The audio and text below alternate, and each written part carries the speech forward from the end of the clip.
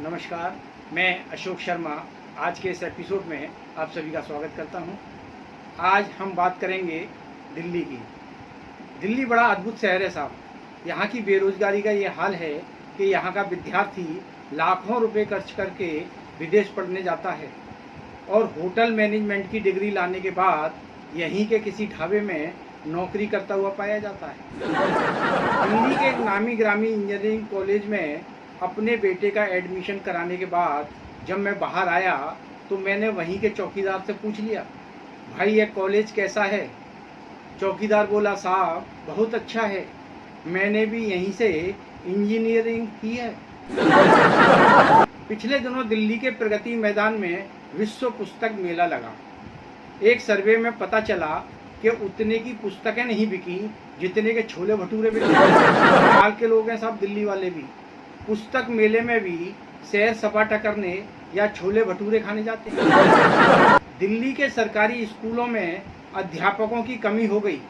यह बात हमारी समझ में तब नहीं आई जब विरोधी दल के नेताओं ने शोर मचाया, लेकिन जब पत्नी ने समझाया तब हमारी समझ में आया कि दिल्ली के सरकारी स्कूलों में अध्यापकों की इतनी कमी है कि जो अध्यापक मैथमेटिक्स पढ़ाने के लिए रखा गया था बेचारे को गणित पढ़ाना पड़ रहा है।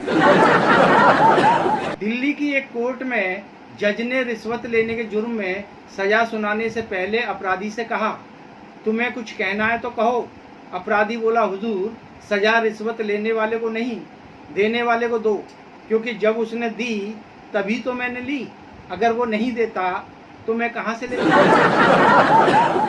दिल्ली के एक बड़े अखबार में दो समाचार छपे। पहला समाचार, दिल्ली में चोरी की वारदातें बढ़ी। दूसरा समाचार, आम आदमी पार्टी अब घर घर जाने का अभियान शुरू करेगी। प्रधानमंत्री कार्यालय से पिछले साल के पद्मश्री अवार्ड घोषित किए गए। एक पत्रकार ने प्रधानमंत्री से पूछा, आपने सभी विद्वानों को पुरस्कार दिए वो तो ठीक है, लेकिन अदनान सामी को क्यों दिया? प्रधानमंत्री बोले, यार क्या करता, वो कई वर्षों से चिल्ला रहा था, कैसों कैसों को दिया है, ऐसे वैसों को दिया है। मैंने कहा चल तू भी ले ले। दिल्ली के आदमी में एक खासियत होती है साहब, वो कभी भी किसी से हार नहीं मानता। पिछले दिनों दिल्ली में उत्तराखंड से एक तैराकी आ गया और यमुना पुल पर खड़े होकर कहने लगा कि आप में से जो भी इसमें यमुना में जो डालेगा मैं 5 मिनट के अंदर निकाल कर लाऊंगा। तभी एक व्यक्ति ने अपना चाबी का छल्ला डाल दिया, वो कूदा और यमुना में से 5 मिनट में निकाल लाया। दूसरे ने अपना पेन डाल दिया, वो कूदा और 5 मिनट में ले आया। वहीं दिल्ली का एक आदमी खड़ा हुआ था, उसने डिस्प्रिन की गोली निकाली और रैपर फाड़ा और उसमें डाल दी और कहा अब निकाल कर ला। पंजाब से एक लड़की कार चलाती हुई दिल्ली आ रही थी। तभी दिल्ली में एक स्कीम चली हुई थी कि जो सबसे अच्छी ड्राइविंग करेगा उसको 2000 रुपये का इनाम दिया जाएगा। ट्रैफिक पुलिस वालों ने देखा वो लड़की सिस्टमेटिक गाड़ी चला रही थी। उन्होंने उस लड़की को रोका और कमिश्नर साहब के पास ले गए। कमिश्नर साहब ने उसे 2000 रुपये का इनाम दिया और कहा, बेटा इन 2000 रुपये का तुम क्या करोगी? लड़की बोली, सबसे पहले तो मैं अपना ड्राइविंग लाइसेंस बनवाऊंगी। राजस्थान से एक राजपूत अपनी मूछें ताने हुए दिल्ली में आ गया। तभी दिल्ली वाले ने कहा, भाई थोड़ी मूछें नीची कर ले।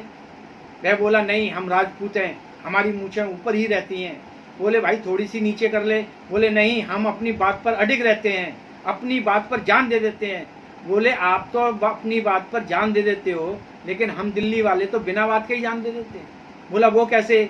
बोला, ऐसे कि एक लड़का नदी में कूदा, उसे बचाने के लिए राहगीर भी कूद गया। लड़का तो नहा धोकर बाहर आ गया, लेकिन राहगीर आज तक नहीं आया। दिल्ली के एक टीवी चैनल को इंटरव्यू देते हुए कश्मीर के नेता फारूक अब्दुल्ला ने कहा कि अगर आपको जम्मू कश्मीर की हकीकत देखनी है तो वहां जाकर देखो। दिल्ली का क्या है, दिल्ली में तो रोजाना हजारों झूठ बोले जाते हैं। मैं अब्दुल्ला साहब को बताना चाहता हूँ, हुजूर सच तो हम भी बोलना चाहते हैं पर कोई बोलने नहीं देता। हमारे तो संत महंत भी कहते हैं, सत्य पर चलोगे तो जीत ही मिलेगी, सदा झूठ पर चलोगे हुजूर हार जाओगे। कई संत महंतों के मैंने ये वचन सुने, सत्य बोलकर ही जीवन तार पाओगे। मैंने कहा मैं तो सत्य बोलना चाहता हूँ, प्रेम का ने कहा फिर कैसे पार पाओगे। मना कर दिया। मैंने कहा मैं तो सत्य बोलना चाहता हूँ, प्रेम का ने कहा फिर कैसे पार पाओगे, कुश्ती में भाई दोनों वर्ल्ड चैंपियन है मेरे, उन्हें पता चला तो बहुत मार खाओगे, उन्हें पता चला तो बहुत मार खाओगे। आइए अब बात करते हैं कोरोना की। कोरोना काल के दौरान एक व्यक्ति ने घर के बाहर जाना था लेकिन ताला नहीं मिल रहा था, इसलिए उसने एक तख्ती पर लिखा यहाँ कोरोना का मरीज रहता है और उसे दरवाजे पर लटका कर चला गया। जब लौटा तो घर में चोरी हो चुकी थी। उसने अपनी तख्ती को फिर से देखा, उस पर लिखा था हम भी पीपीई किट पहनकर चोरी करते हैं। एक व्यक्ति दुकान के बाहर बने गटर में गिर गया। बाहर निकालने के बाद दुकानदार ने उससे पूछा क्या तुम्हें यह गोल चूने का निशान दिखाई नहीं दिया? व्यक्ति बोला दिखाई तो दिया था पर मैं समझा कि यह सोशल डिस्टेंसिंग का निशान है। सुबह से पलंग पर बैठी पत्नी से पति ने कहा तुम मास्क लगाकर क्यों नहीं बैठती? पत्नी बोली फिर आपको कैसे पता चलेगा कि मैं मुंह फुलाकर बैठी हूँ। 5 महीने से एक ही कमरे में बंद रहने के कारण पति पत्नी एक दिन अचानक आपस में लड़ने लगे। तभी पत्नी की मम्मी का फोन आया, क्या कर रही हो बेटा? पत्नी ने जवाब दिया कुछ नहीं मम्मी, अभी तो कोरोना वायरस से लड़ रही हूँ। एक पत्नी ने अपनी माँ को फोन किया, माँ तुमने भी मैं किसके पल्ले बांध दी? जब देखो नेगेटिव ही सोचते हैं, नेगेटिव ही बोलते हैं।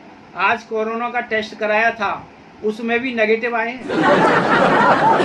वकील की पत्नी ने वकील से कहा हम औरतों को ही सुबह शाम का खाना बनाकर खिलाना है, यह किस कानून में लिखा है?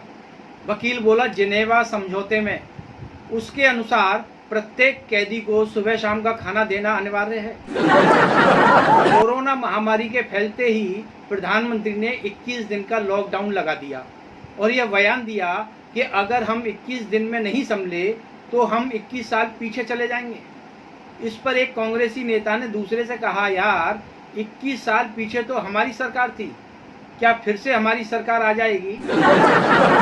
एक ने दूसरे से कहा यार इस लॉकडाउन में किसी का कोई फायदा नहीं हुआ। दूसरा बोला हुआ है। पहले ने फिर पूछा किसका? दूसरे ने जवाब दिया अनुष्का शर्मा और विराट कोहली का।